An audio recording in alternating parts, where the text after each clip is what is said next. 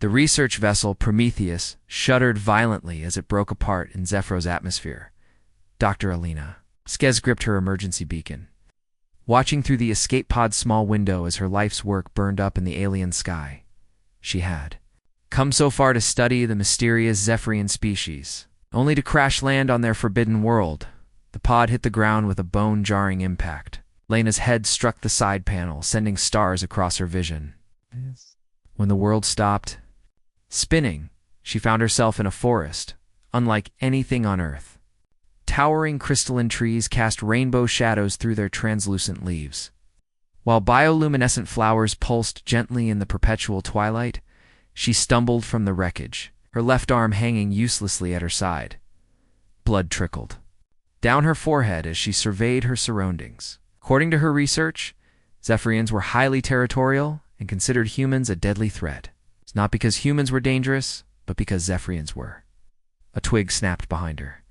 Alina spun around, her heart hammering against her ribs.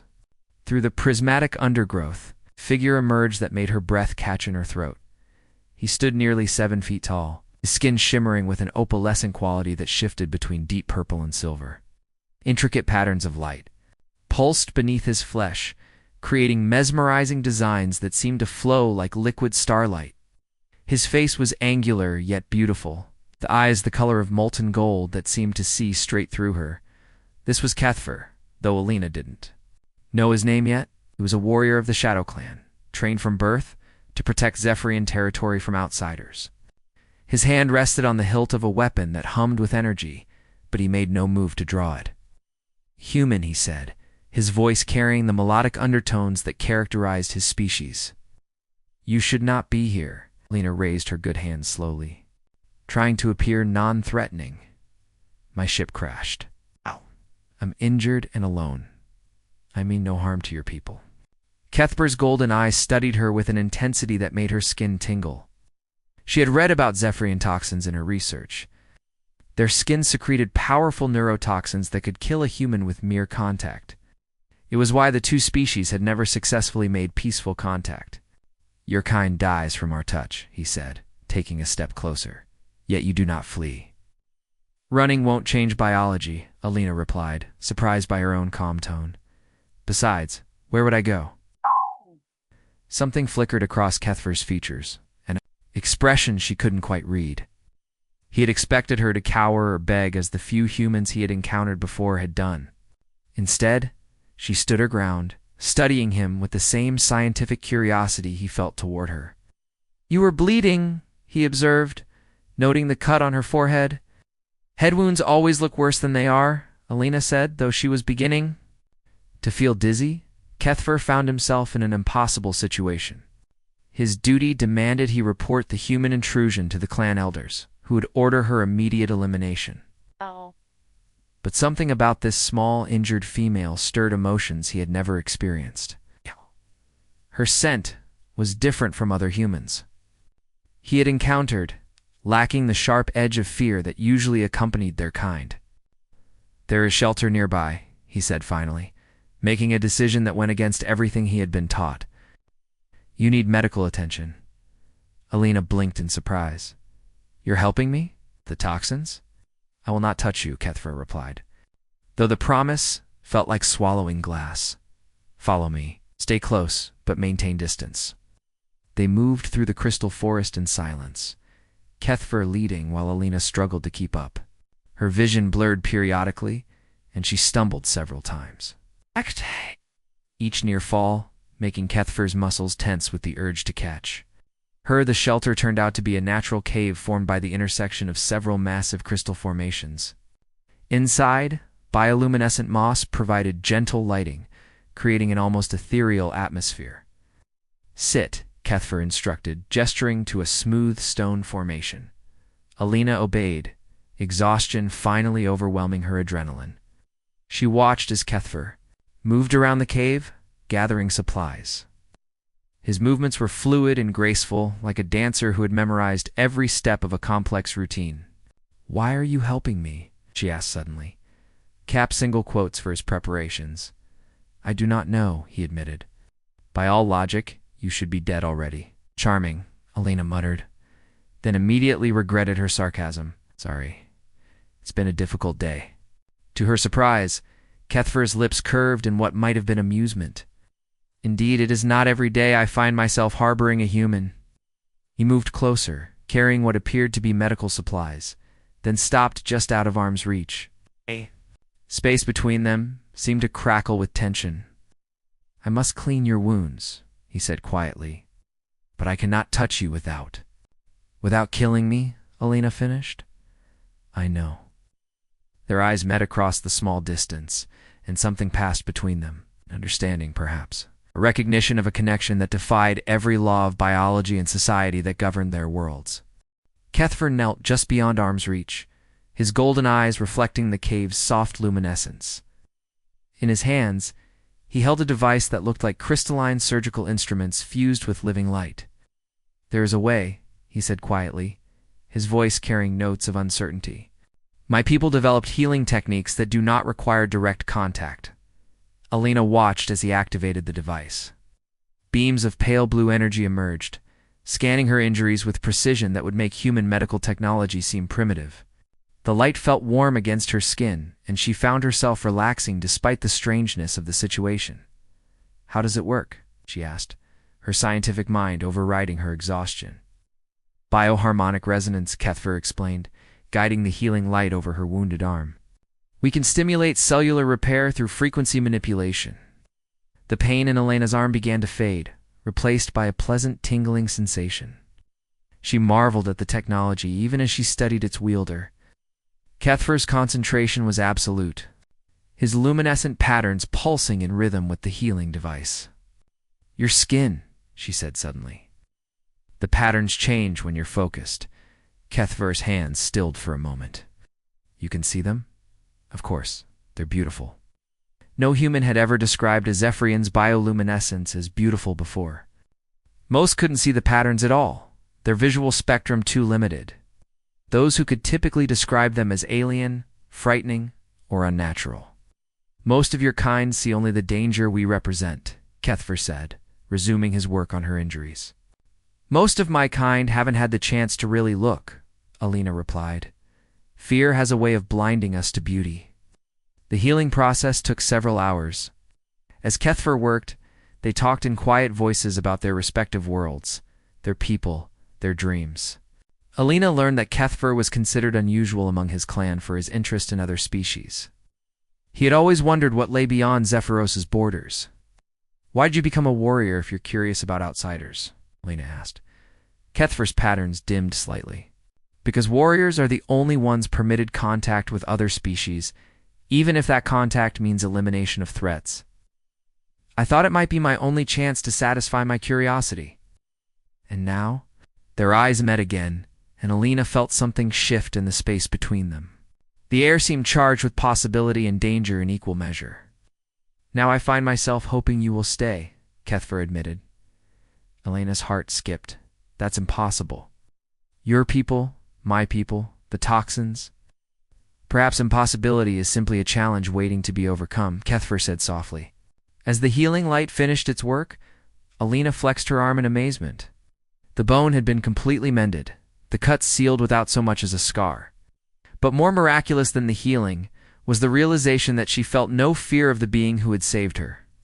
Kethfer, she said his name for the first time, having learned it during their long conversation. The sound of it on her lips made his patterns flare brighter. Lena, he replied, and her name in his melodic voice sounded like a song. They sat. In the growing darkness, just out of reach of each other, both acutely aware of the impossible distance that biology had placed between them. Yet something was building in that space, something that neither had expected. May I see them? Alina asked suddenly. Your patterns, I mean. Without the medical device interfering. Kethfer hesitated, among his people displaying bioluminescence. It was deeply intimate, something shared only between bonded pairs or close family. Yet he found himself unable to refuse her request. He deactivated the healing device and settled back against the cave wall. Slowly, deliberately, he allowed his natural patterns to emerge. Waves of silver and purple light danced across his skin, creating intricate mandalas that spoke of his emotional state, his dreams, his growing connection to the human before him. Alina gasped softly. The display was breathtaking, more complex and beautiful than anything she had ever witnessed. Without thinking, she reached out her hand toward him, then stopped just inches from his luminous skin. "I wish," she whispered, "I wish I could touch you." Kethver's patterns pulsed brighter, responding to her words and the longing in her voice. Yes. "Do I?" he said, his own hand rising to mirror hers. They sat like that, hands almost touching, separated by a gap that might as well have been an ocean. The cave filled with the soft light of Kethver's patterns and the tension of unexpressed desire. Neither of them noticed the faint change in Elena's scent, or the way her skin had begun to emit a barely perceptible luminescence of its own. 3 days had passed since Elena's crash, 3 days of careful distance and growing connection. She had fashioned a makeshift shelter near Kethver's cave, close enough for protection but far enough to maintain the deadly boundary between them. On the 4th morning, everything changed. Alina woke to find Kethver sitting rigid at the cave entrance, his patterns flickering in distress signals she had learned to read. Beyond him, she could see figures moving through the crystal forest. Zephyrians. At least a dozen of them, approaching with purpose. "My clan," Kethver said without turning around. Someone reported the crash site. Elena's stomach dropped. "Will they do what they must?" Kethver replied, his voice hollow. "What I should have done days ago." The approaching Zephyrians were led by a female whose patterns blazed with authority. This was Commander Vrethka, Kethver's sister, and the clan's most skilled hunter, her golden eyes fixed on Elena with cold calculation. "Brother Vrethka," said her melodic voice carrying undertones of disappointment, "you have violated every law of our people." Kethver rose slowly, placing himself between Elena and the hunting party. She was injured. "I provided aid." Aid. Vrethka's patterns flared brighter. "You have harbored a human for 4 days. The elders are furious. They speak of exile." Elena stepped forward, ignoring Kethver's warning gesture. "This is my fault. He saved my life when he could have let me die. Punish me, not him."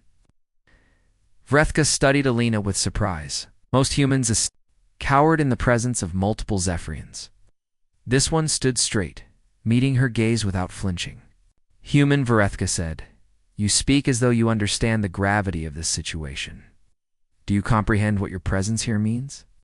"I understand that your people fear mine because of biological incompatibility," Elena replied. "I also understand that fear shouldn't dictate our choices." Murmurs rippled through the hunting party. No human had ever spoken so boldly to a Zephyrian commander. "Fear, Vrethka." S patterns shifted to dangerous reds. "You call legitimate concern for safety mere fear? When it prevents understanding?" "Yes," Elena said firmly.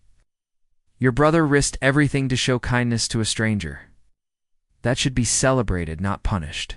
Kethver's patterns pulsed with admiration for Elena's courage, but also with dread. She was making their situation worse with every word. Vrethka approached until she stood just outside the fatal contact zone. "You speak of understanding, human. Do you understand what happens when our species touch?" "Death," Elena replied simply, swift and certain. "Yet you remain here, so close to him that a single misstep would end your life?" Elena glanced at Kethver, drawing strength from his luminous presence. "Some things are worth the risk." The admission hung in the air like a charged particle. Vrethka's eyes widened as she recognized the truth in Elena's words and saw the answering flare in her brother's patterns. "By the ancestors," Vrethka breathed, "you care for each other." The hunting party erupted in shocked whispers. Interspecies affection was not just forbidden, it was considered impossible. Zephyrians were taught from birth that humans were incompatible with their kind in every way that mattered. "Commander," one of the hunters said urgently, "this changes nothing. The law is clear." Vrethka raised her hand for silence, her mind racing. As a commander, she knew her duty. As a sister, she recognized the pain in Kethver's patterns, the desperate hope he was trying to hide. "There will be a trial," she announced finally.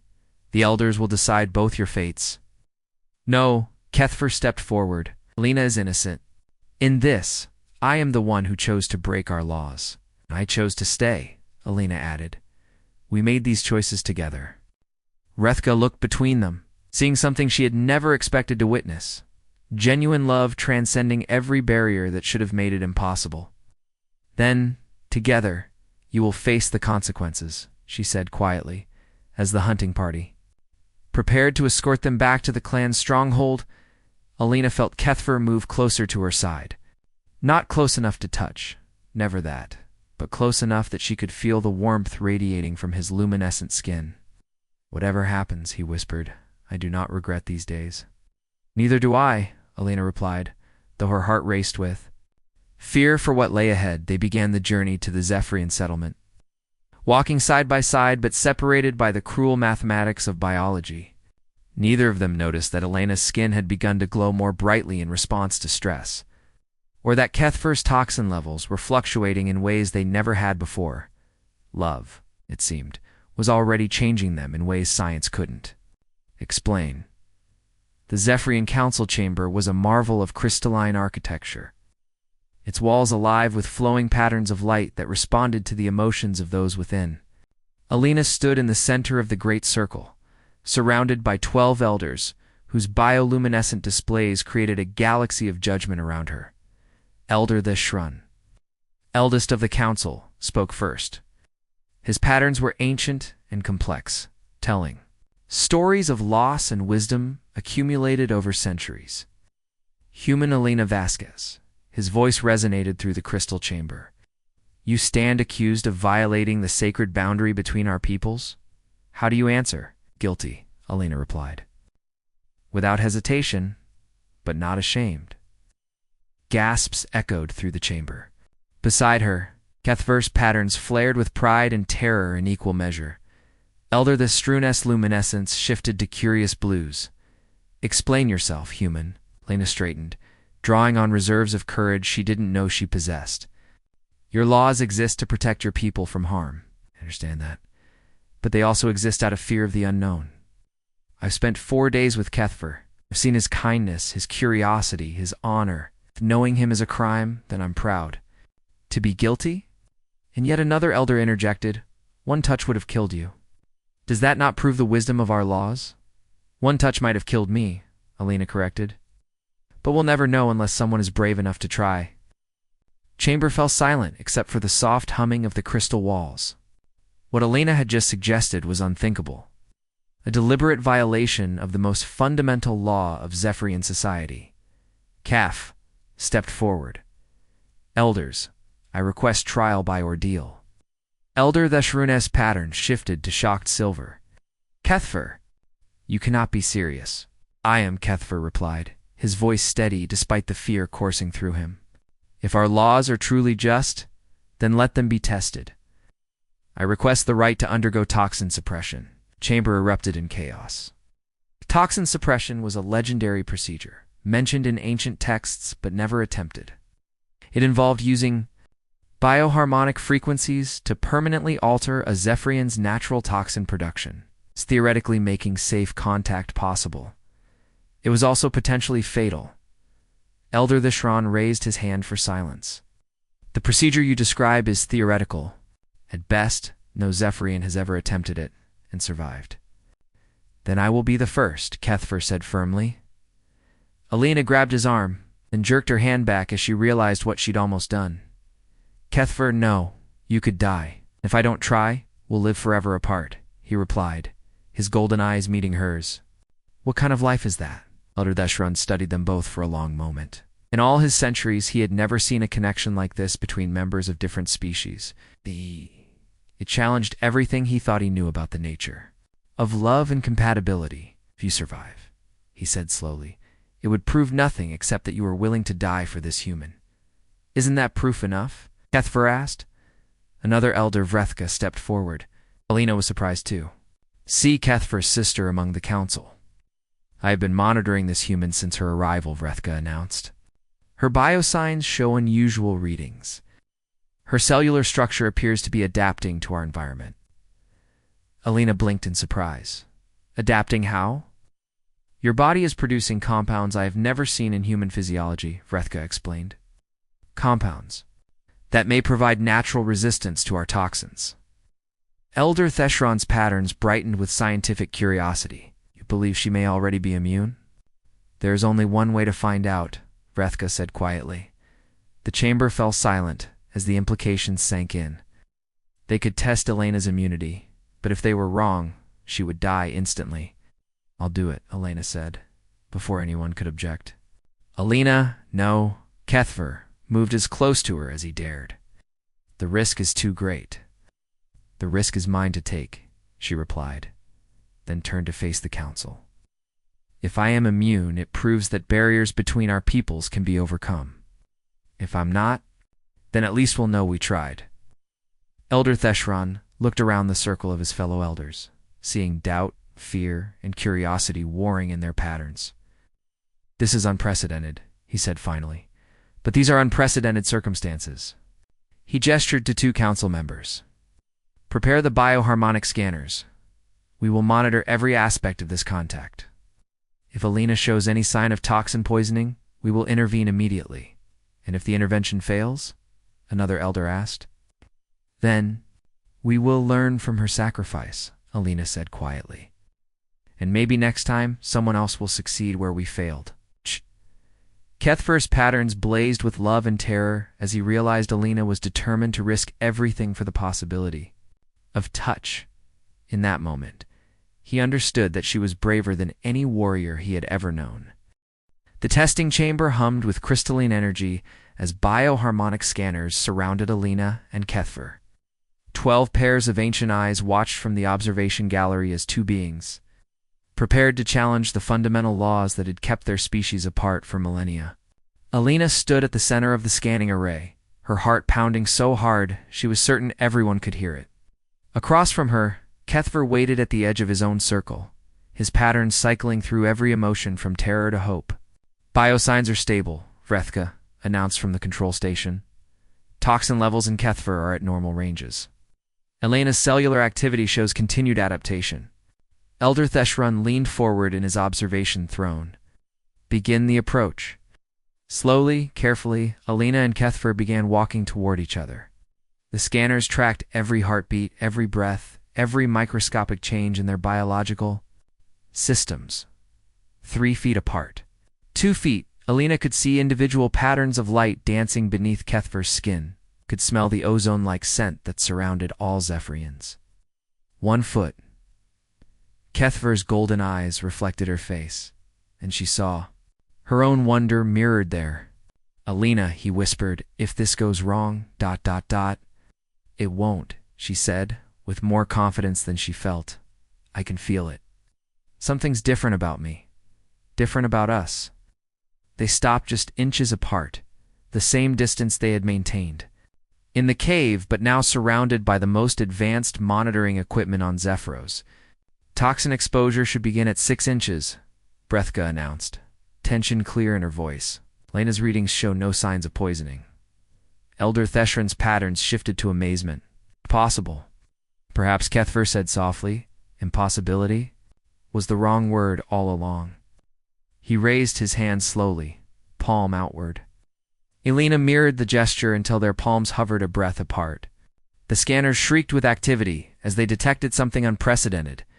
Elena's body was producing antibodies in real time, adapting to neutralize Kethver's toxins faster than they could form. The contact zone should be lethal, Vrethka breathed. But Elena's system is rewriting itself to match his biochemistry. As is his, another technician added with awe. Kethver's toxin production is decreasing to match her tolerance levels. They were changing each other, reshaping their very biology through proximity and will. Alina took the final step forward, closing the last inch between their palms. Skin. Met skin for the first time. Instead of death, there was only warmth. Instead of poison, there was only the electric thrill of touch finally achieved. Kethver's patterns exploded in brilliant cascades of light that matched the tears streaming down Elena's face. Impossible, Elder Theshron whispered, but his patterns showed wonder rather than disbelief. Alina and Kethver stood palm to palm, both trembling with the magnitude of what they had accomplished. Slowly, reverently, Kethver traced his fingers. Along her cheek, Alina leaned into the touch she had dreamed of for days. How? He asked, his voice breaking with emotion. Love, Alina said simply. Love found a way. The council chamber erupted in discussion as the implications sank in.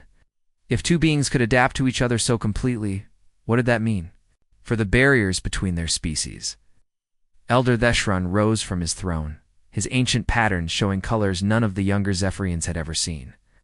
In 500 years of leadership, he announced, I have never witnessed such a thing. Perhaps it is time for our people to reconsider what we think we know about compatibility. Over the following months, Alina and Kethver became symbols of possibility. Scientists from both species studied their unique adaptation, learning that love could indeed overcome biological barriers when it was strong enough and brave enough to try. The first human-Zephyrian cultural exchange was established, with Alina and Kethver serving as ambassadors. Contact protocols were developed based on their experience, allowing for safe interaction between the species. A year after Elena's landing, she stood on the observation deck of the new Joint Research Station, orbiting Zephyros. Kethver approached from behind, wrapping his arms around her waist, his touch now as natural as breathing. Any regrets? He asked, nuzzling her neck. Alina leaned back against him, watching ships from both their worlds dock at the station that symbolized their union. Only one, she said with a smile, that we waited so long to try. Their love story became legend, proof that the greatest barriers could be overcome when hearts refused to accept impossibility. And in the years that followed, as more humans and Zephyrians found love across species lines, Alina and Kethver's courage became the foundation for a new age of understanding. Love, they had proven, truly could conquer all.